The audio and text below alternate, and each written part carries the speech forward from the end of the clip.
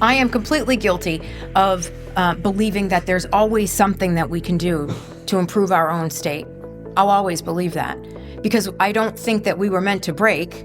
I don't believe that women were meant to just get pregnant, have babies, and then when we couldn't, we just dry up and sulk, right? That's not true. But it doesn't mean that we're broken and need to go put the hormones back either. Like, let's try to improve our lifestyle. Hello, everyone. It's Dr. O'Brien. It's been a while since I've recorded a video. I want you to remember I am not an influencer. I am not a TikToker. I am a doctor. And so my strengths are limited to physiology, patient care, and a whole lot of love for my patients. So when things are rusty or a little bit glitchy as I'm trying to teach you, I want you to give me some grace and I'll get better with time. So I asked you what you wanted to talk about, and it was a resounding chorus of women saying that they want to talk about perimenopause, menopause, and weight gain and weight loss. So I think it's very topical since recently the black box warnings were removed from the packaging of certain hormone replacement pharmaceuticals.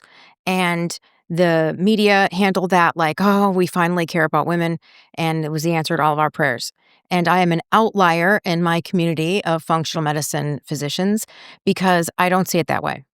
I think what we removed was a false sense of fear, right? There was a fear that hormone replacement was bad for every woman, and that was not true. And so the removal of that warning was appropriate.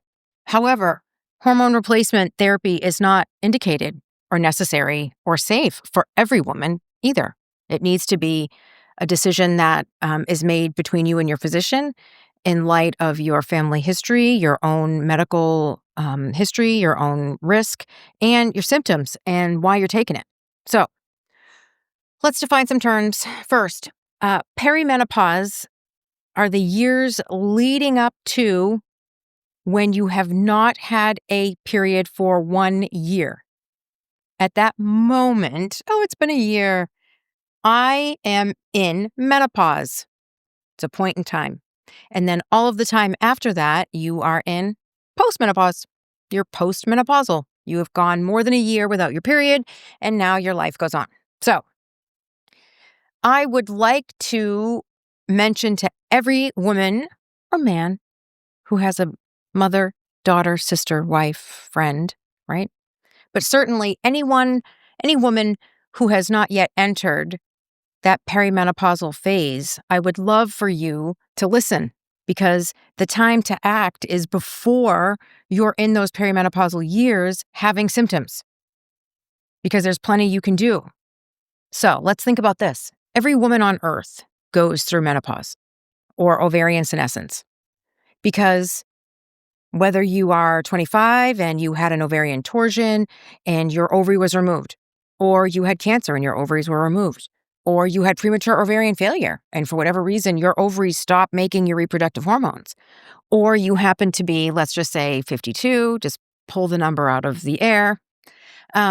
Your ovaries continue to stop producing hormone. That is an ongoing time. That's an ongoing shift. I want to refute this claim that if you're feeling a certain way, that the answer is to go replace your hormones. No. The answer is to ask yourself, where are my symptoms coming from? I might be a perimenopausal woman with symptoms of fatigue, and it has nothing to do with my hormones. It might have everything to do with my hormones.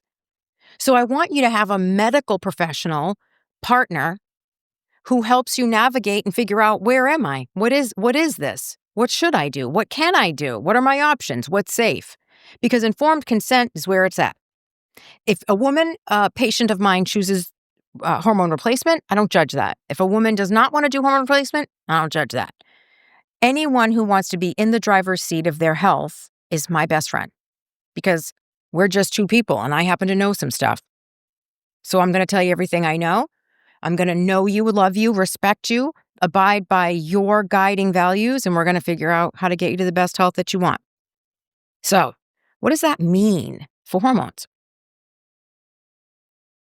Would it surprise you to know that the first hormone shift that creates symptoms in perimenopause is not estrogen? It's progesterone. And progesterone does a lot of very good things. So let's look at it. Okay, here are the two main female reproductive hormones we want to talk about, estrogen, progesterone. It's important that we think about the role of each one because, as I told you, estrogen is not the first hormone that will start to change. It's progesterone. And so when we look at the role of progesterone, right, it restores your blood sugar. It tends to be insulin sensitizing. It improves fat metabolism, maintains blood clotting, right? It maintains the uterine lining and creates a nice vascular bed for the implantation of a fetus. It improves your libido. It supports your thyroid. It acts as an antidepressant, potentially prevents cancer. So those are just some general ideas about what progesterone does in the body. It has a huge impact on mood, and any of us that have had a menstrual cycle are aware of this, right? That huge shift and rise and fall of progesterone can create some significant moodiness during a menstrual cycle. So as we're going through the perimenopausal phase and progesterone starts to fall, if we look at these and then kind of derive what's the opposite impact, right? So if it restores blood sugar, we're going to have some blood sugar instability. If we're going to have a loss of improvement in fat metabolism, then we're going to have worsening of fat metabolism. So as we have the first change of that drop in progesterone, there are some commensurate shifts that we have to consider that have to do with, where is your blood sugar in time and space? Where are your weight changes happening, right? But how about this? What's your life like, right? Are you active? What is your appetite like? What was your diet like before you entered the perimenopausal phase? What was your body composition like, right? Which is why I said I would love for younger women to think about this so that they enter their perimenopausal period in a better state of health overall because they'll weather the storm better. I say this to all of my female patients. They probably want to kill me. But the reality is that we are in a different time than our mothers and grandmothers, right? Every woman on earth is going to experience ovarian senescence. Why do some of us have a very difficult time and others were like, well, I just stopped having my cycle and I didn't felt great. That happens. Those women are out there. They just don't have YouTubes talking about it because they feel great and they're living their lives. We're in this kind of epidemic of women that are miserable in their perimenopausal and postmenopausal phases. Why? Guess what I'm going to say next? Stress. I love talking about stress. And remember, let's define terms. So stress. Stress is not like your life is crazy or you're anxious or, you don't manage your life responsibilities well. No. Stress is how well you're sleeping, right? Stress is, are you cold? Are you hot? Are you in a difficult psychological state, right? Are you in a difficult social state? Are you in a difficult financial state? Right? So anything that acts upon the body that would create a response, like a compensatory response, is a stressful stimulus. So how stressful do you think it is for the average American woman who is working a full-time job and she's potentially a mom of, how many children and what's going on in their life and where does she live and is where she live affordable? Is it safe? Is she married? Is she not married? Who's her partner? Is that a beneficial, supportive relationship, right? So this is all the functional medicine approach to these things. It's not just, body has stress. How do you respond to it? No. Was she fasting? Was she adhering to a very restricted diet because she was focused on trying to lose weight? That's stressful. It's very stressful. So what happens in the stress state? We're in a sympathetic output from the autonomic nervous system, right? So digestion goes down, glucose gets released and created in the liver. We've got epinephrine and norepinephrine circulating in the body. That's the neurotransmitter of a stress response.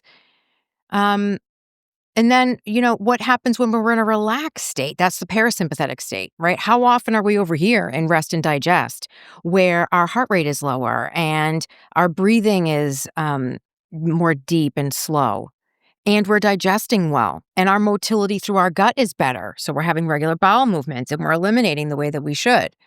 and our vagina can get wet or our penis can get erect if we're a man.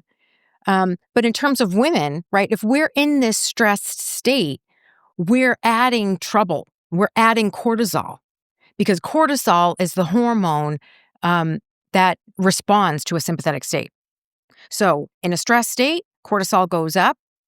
If cortisol is already up, and remember, progesterone's role was to kind of calm the hypothalamic pituitary adrenal axis. Progesterone was doing us some favors, including kind of increasing our insulin sensitivity and improving our mood. And then we are in a stress state, and that's like counter-regulatory. They're fighting against each other, and they're additive in terms of the impact on our blood glucose control and our deposition of body fat. So you take a woman who's already going to be losing her progesterone 10 years before she goes into menopause, 10 years, that progesterone starts to go down. And you add a little stress response so that her blood glucose is already erratic and her body's already needing to kind of go into a fat storage state. So imagine what happens with her. It's not just one axis, right? Like we've got the hypothalamic pituitary adrenal, hypothalamus, part of the brain, talks to the pituitary, another part of the brain, which stimulates the adrenal cortex, which then secretes cortisol. Cortisol goes to the liver, liver secretes glucose and forms glucose. So there's one side. Well, there's this other thing, right? The hypothalamic pituitary thyroid axis. And these cannot be extracted from each other, right? Like these hormone pathways are happening in parallel at the same time because the body's responding to stress, right? It could be great stress. It could be you're planning your wedding. I don't know. It could be your children are graduating from college. It could be that you went on a fantastic date. Whatever it is, right? Hypothalamic pituitary adrenals on one side doing its thing, and the hypothalamic pituitary thyroid on the other is trying to increase your metabolic rate, right? The thyroid hormone does a lot of wonderful things. I frequently get patients who come in and think that they must have a thyroid disorder because they're depressed or they're gaining weight or their hair is thin. And that might be true, but is it the thyroid's fault or is it really stress's fault? It's hard to tell because they're functioning in parallel with one another. So I want you to notice that this is important because there's an interrelated process that's happening. The cortisol that we secrete is not just doing one thing. It also happens to go over here and inhibit the conversion of T4, the precursor form of the hormone made by the thyroid gland, into T3, which is the actual functional circulating form of thyroid hormone. It's the body saying, hey, this isn't the time. This isn't the time to increase her metabolic rate. This isn't the time to lose weight. Put her in a cocoon. So we're losing progesterone. We're creating cortisol. Cortisol is disrupting the hypothalamic pituitary thyroid axis. So we've got this milieu that's setting us up to gain weight and to lower our metabolism and to kind of go into a cocoon state. So can you see how it's not just, oh, I went through menopause and my hormones are low, so I'm just going to replace them and then everything's going to feel great? No, like where was your vessel before that happened? Where was your vessel during this? What is your cortisol? What is your stress adaptation? What do you do to pull yourself out of a sympathetic state? How do you feed yourself so that you don't have glycemic spikes followed by insulin spikes followed by glucose drops, which is only going to worsen the next cortisol spike, right? So it isn't that I demonize the use of hormones. I want to empower women to have the best health that they can have. And I don't want you to think that it has to automatically come from any prescription or any supplement or anywhere other than your own life. So what can we do, right? So here we are. We're already perimenopausal. We're frustrated that we can't lose weight. Our libido is down and we can't sleep well. If those symptoms are lifestyle limiting, you are not able to live a joyful life, you probably need medication. You probably need hormones. But what else could you do? Could you increase your protein intake? Could you really look at the glycemic index of the foods that you're eating and make some changes? What about your sleep hygiene, right? Maybe you used to be able to just go to bed whenever and get up whenever, but you know what? Can't now. What about using something like a Hatch Restore that will play a guided meditation or some white noise to help you go to sleep at a certain time and then wake you up at a certain time? What about using something like an Apollo Neuro? That's a haptic device that will give you a little bit of vibrations to help you get into that parasympathetic state so that you're able to sleep. It can even sense when you wake if you're moving around and replay some of those haptic sensations to help you get back into a restful sleep. All right, now there's stuff we can do. What about increasing your muscle mass to increase your insulin sensitivity? We could do that. What about therapy and talking about the fact that, well, we're going into a different phase of life? I am completely guilty of believing that there's always something that we can do to improve our own state. I'll always believe that because I don't think that we were meant to break. I don't believe that women were meant to just get pregnant and have babies, and then when we couldn't, we just dry up and sulk, right? That's not true. But it doesn't mean that we're broken and need to go put the hormones back either. Like, let's try to improve our lifestyle. I can tell you for sure what you shouldn't do. And I think this is probably the most important part. I don't want you to zip your lip and not eat and then try to over cardio yourself. Yes, I understand that a caloric deficit is necessary mathematically, scientifically in order to lose weight.